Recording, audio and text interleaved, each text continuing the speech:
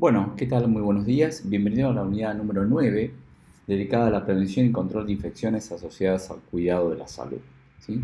Este tema ya lo hemos hablado en algunas oportunidades, tratando de encontrar, ¿sí?, cuáles en prevalencia se mostraban como las infecciones asociadas a la internación específicamente, que provocaban que hubiese pacientes que ingresaban con un diagnóstico y terminaban asociados a otros, como son las infecciones nosocomiales, y que prolongaban no solamente la internación, sino que hacían que la evolución de ese paciente fuera mucho más tórpida de la que se hubiese esperado por la enfermedad subyacente que obligó a internarse. Algo importante a las infecciones asociadas al cuidado de la salud, que no son solamente las que transcurren cuando uno está internado, ¿sí?, y que están desencadenadas durante la internación, sino también aquellas que aparecen en el post-internación, ¿sí? Una vez que uno recibe el alta, ¿sí?, el alta es un permiso para darle continuidad a cuidados ambulatorios, ¿sí? En algún momento habrá una alta definitiva de aquello que aquejó y generó la internación. Pero el primer alta es un alta siempre ambulatoria, a fin de finalizar la convalecencia de la enfermedad o de las enfermedades o de los problemas que aquejaron para internarse, o bien para darle continuidad a un tratamiento, pero ya de manera extramuro. Extramuro significa fuera de los muros del hospital. Entonces las infecciones asociadas al cuidado de la salud también se extienden a el periodo posalta, ¿sí? Ya vamos a ver que una persona que en el transcurso de 15 días de habiéndose externado del hospital o de un sanatorio aparece con un episodio febril, generalmente se asocia ese evento febril a una infección nosocomial aún estando en casa, ¿sí? El solo hecho de haber estado internado es causa significativa para la sospecha de infección nosocomial aún estando en casa.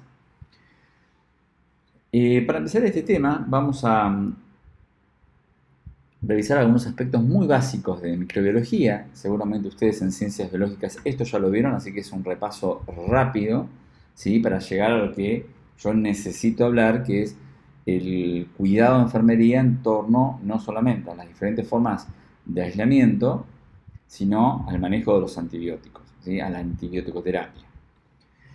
Acá un poco define que la microbiología, bueno, es una ciencia que estudia a los microorganismos, que obviamente a simple vista carecen de esa posibilidad de ser vistos, ¿sí? Diferente es la parasitología, que estudia, digamos, microorganismos, pero que están asociados al parasitismo y generalmente son, la mayoría de las veces, pasibles de poder ser vistos a simple vistas, ¿sí? Ya vamos esto, si bien ya lo vieron, ahora vamos en un ratito a repasarlos nuevamente. En relación a la microbiología, ¿no?, se sigue pensando y se sigue sabiendo que estudia la función de estos microorganismos en relación al cuerpo humano, a los animales y a los vegetales, ¿sí? Y incluso no solamente hay microorganismos que no son propios, por ejemplo la microbiota o la flora, también llamada flora saprófita de mi aparato digestivo, que es propia y a la cual hay que cuidar mucho, porque ahí empieza a haber muchísima evidencia de la necesidad del mantenimiento de esa microbiota. El ejemplo más obvio de su existencia, ¿sí?, es cuando se toman antibióticos, ¿sí?, generalmente derivados de la penicilina, de manera enteral o bioral, y a los pocos días se desencadenan diarreas agudas de la mano de que, habiéndose alterado la microbiota o esa flora saprófita de el aparato gastrointestinal, principalmente obviamente el intestinal, se desencadenan las diarreas, ¿sí? Entonces sabemos que hay una flora, ¿sí?, que es normal, que cuando deja de estar aparece la diarrea. Entonces fíjense la necesaria atención sobre esta flora saprófita dentro de lo que hace a al proceso de alimentación y nutrición del cuerpo humano y de defensa, ¿qué pasa cuando no está? Y la microbiología incluye también el estudio de los virus, que son seres microscópicos, no celulares, porque no son células, ¿sí? Y también la de los priones, que son proteínas capaces de desencadenar procesos inflamatorios, ¿sí? Como ahora vamos a ver. Los parásitos, generalmente, convencionalmente, se determinan como eucariotas, ¿sí? Al igual que las bacterias, ¿sí? Disculpen, al igual que la mayoría de las células y todas las células humanas, y en cambio las bacterias se entienden como células procariotas. Esto de el término eucariota significa la presencia de un núcleo determinado en la célula, ¿sí? Es decir, todo lo que significa eucariota significa que tiene un núcleo específico y empaquetado y diferenciado del citoplasma celular.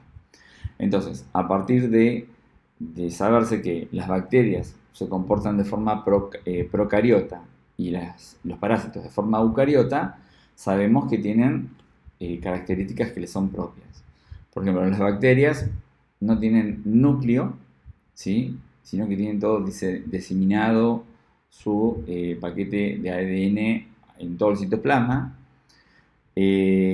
No poseen organelas, no tienen citoesqueleto, siempre son unicelulares, ¿sí? Es una célula, ¿sí? Bueno, las células procariotas pertenecen a los reinos de Bacteria y Archaea, ¿sí? Que son bacterias, y tienen una reproducción asexuada, ¿sí? Digamos por replicación. En cambio, las células eucariotas, que son las que tienen núcleo, ¿sí? Es un núcleo de ADN, ARN, envuelto en una superficie en particular dentro del citoplasma, ¿sí? Poseen organelos. Organelas, recuerden que cuando hablamos de organelas estamos hablando, por ejemplo, del retículo endoplasmático, de las mitocondrias, de los ribosomas. Tienen citoesqueleto, ¿sí? Hay uni y pluricelulares, y acá pertenecemos, bueno, obviamente, todas las células humanas, pero también, como recién decíamos, los parásitos y algunos hongos. Y la forma de reproducción es sexual o asexuada, ¿sí? A partir de esta diferenciación entre que las células pueden ser procariotas o eucariotas, se desprende la posibilidad de que los microorganismos y parásitos formen un reino. Y tenemos los virus, ¿sí? Que son parásitos celulares. Acá se dice parásitos porque necesitan de las células, necesitan parasitar células para que obviamente puedan reproducirse, ¿sí? Son realmente partículas de ARN viral que ingresan por endocitosis, la mayoría de las veces, a las células que invaden, y a partir de alcanzar el núcleo, activar la replicación de esa célula, se replica muchísimas veces ese núcleo con ARN viral y llega un momento que hay una ruptura de la pared celular liberando el virus, ¿sí? Liberando copias virales.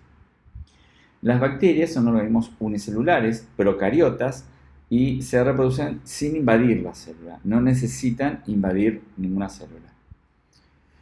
Los protozoos son células eucariotas, pero unicelulares, ¿sí? Una sola célula con capacidad eucariota puede desencadenar una enfermedad. Acá están los ejemplos, por ejemplo, la malaria. Los hongos son elementos uni o pluricelulares, ¿sí? Y uno de los ejemplos más clásicos que nosotros tenemos acceso es a la candidiasis o también el muguet, ¿sí? El muguet es una micosis oral, que es cuando vemos mucho blanquecina en la boca en los pacientes, se da mucho en los niños durante la lactancia. Y la candidiasis, además de ser oral, puede ser esofágica. Estoy hablando de las formas más frecuentes. También puede haber candidiasis en muchos otros lugares, ¿sí? Pero las que más se dejan ver son la oral y por endoscopía la esofágica. Los priones son, como decíamos, una porción proteica que son capaces de desencadenar procesos inflamatorios, ¿sí? Y que desencadenan enfermedades inflamatorias. Por ejemplo, la enfermedad encefalopática de la vaca loca, ¿sí? Muy bien. A partir de lo que más vamos a prestar la atención es a las bacterias, ¿sí? Porque son las que priman a la hora de prestarle mucha atención, porque son las que más encadenan infecciones asociadas al cuidado de la salud. Primero porque hay un problema con la translocación de las bacterias. ¿Qué significa translocación? Significa que hay bacterias que son propias de un lugar o superficie y que por técnica pasan de un lugar donde resultan inofensivas a una donde replican ofensivamente. El ejemplo más claro es el Staphylococcus aureus. El Staphylococcus aureus es normal en la superficie de la piel, ¿sí? Pero si llegase a ver una solución de continuidad significa un corte, ¿sí? Si yo me corto un dedo, tengo una solución de continuidad sobre ese tejido. Si yo tengo una úlcera por decúbito, digo que tengo una solución de continuidad. Si a mí me colocan un catéter, ¿sí? Tengo una solución de continuidad a partir del punto de inserción de ese catéter, ¿sí? Entonces, solución de continuidad es todo lo que promueve, ¿sí?, ruptura y avanzar sobre tejidos diferentes. Entonces, decíamos que la translocación es cuando yo muevo, por ejemplo, el Staphylococcus aureus, que es una bacteria que está sobre la superficie normal de la piel, ¿sí? Y recuerden que tenemos, entonces, a partir de esto podemos reconocer que tenemos floras residentes, ¿sí? Residentes significa que residen normalmente sobre la superficie de la piel, y floras transitorias, ¿sí? Generalmente uno lo que intenta con la higiene de manos, ¿sí?, y mucho más aún cuando está utilizando jabones antisépticos, es evitar que las floras transitorias, ¿sí?, se queden de manera residente. Entonces, el lavado de manos tiene ese objetivo muy importante, que es minimizar toda flora transitoria, ¿sí?, para que no desencadene translocaciones ni infecciones cruzadas. Infecciones cruzadas significa cuando yo, por ejemplo, tengo una infección como enfermero en las manos, toco a un paciente y ahí crucé una enfermedad, ¿sí? Algo que el paciente no tenía, ahora lo tiene. También ese es el caso que atiendo a un paciente que tiene una infección determinada y atiendo a otro sin tomar los recaudos necesarios y llevo la enfermedad de un lado al otro. Entonces, eso está desencadenando una infección cruzada, se cruzan las infecciones. Decíamos entonces que el lavado de manos apunta a controlar y a minimizar las floras transitorias, ¿sí?, porque no son normales tenerlas en la piel, y obviamente evitar que la flora residente trasloque a superficies que no se le corresponda. Muy bien. De ahí, por eso también, lo van a ver más adelante, la importancia de los baños prequirúrgicos, ¿sí?, que suelen ser 3. 3, donde si el paciente es ambulatorio y se me va a internar para operar un día determinado, la noche del día anterior a la internación se baña con antiséptico, a la mañana en su casa se baña con antiséptico, y el tercer baño se realiza en la institución previo a la cirugía, ¿sí? Esa es una de las propuestas de baño prequirúrgico más frecuentes, usando antisépticos. Y recuerden que de los antisépticos, los que más estamos usando son la clorhexidina, ¿sí?, y no ya tanto la solución iodada jabonosa, porque ha despertado mayor tasa de dermatitis atópica, ¿sí?, y de lesiones sobre la piel a partir de la dermatitis atópica. La dermatitis es un proceso inflamatorio que puede desencadenar la translocación de bacterias de una superficie a otra. Además de, obviamente, de ser severamente alergena la iodopovidona. Por eso, hoy la clorhexidina ha tomado un rol predominante porque es menos alergénica, promueve menos cualquier forma de dermatitis y tiene una acción residual. Eso significa que cuando yo me bañé y me sequé luego de haber usado un jabón antiséptico como la clorhexidina, esa solución antiséptica, ese poder antiséptico todavía predomina en la piel, ¿sí? Además de que ha demostrado ser muy bueno, no solamente de forma de controlar bacteriostáticamente las bacterias en la piel, algunas veces actúa de forma bactericida, sino que también actúa sobre muchas micosis en la piel. ¿Mm? Perfecto. Otra de las condiciones que ustedes van a escuchar mucho a la hora de empezar a hablar de las infecciones asociadas al cuidado de la salud y también de la antibiótico-terapia, que es lo que esta unidad va a ser un acercamiento muy chiquitito, porque esto en cuidados enfermeros del adulto el próximo año lo van a ver mucho más, y en farmacología muchísimo más aún, es cómo se clasifican a partir de las tinciones de Gram, ¿sí? Esto lo van a escuchar mucho en cuando se piden los hemocultivos, que van a escuchar que piden el cultivo y la tinción, ¿sí? Y el término tinción significa que van a exponer a los cultivos que se hagan sobre la cápsula de Petri, ¿sí? Aunque eso hoy está bastante más automatizado y ya no se usan tanto las cápsulas, pero la técnica de tinción se sigue haciendo, es poner a las bacterias frente a una tinción en especial, y según el color que vayan tomando, que se visualice o se analice digitalmente, van a ser bacterias gram positivas o gram negativas, ¿sí? Recuerden que estamos hablando de bacterias. Acá no hay virus ni gram positivos ni gram negativos, ni hongos que sean gram positivos ni gram negativos, ¿sí? Recuerden que los virus los dejamos de lado, los hongos ya hablamos del tema de las micosis, y nos vamos a concentrar mucho en las bacterias, porque decíamos que están al pie del cañón de nuestras infecciones nosocomiales. A partir de la tinción, ¿sí? Del color que se ve, ¿sí? Por ejemplo, si se ve de un color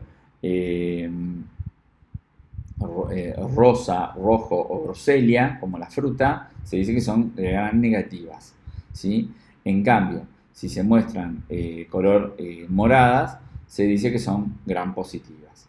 Y esto que sean gram positivos o gram negativas, además de que va de la mano de la reacción de la tinción de gram, ¿sí?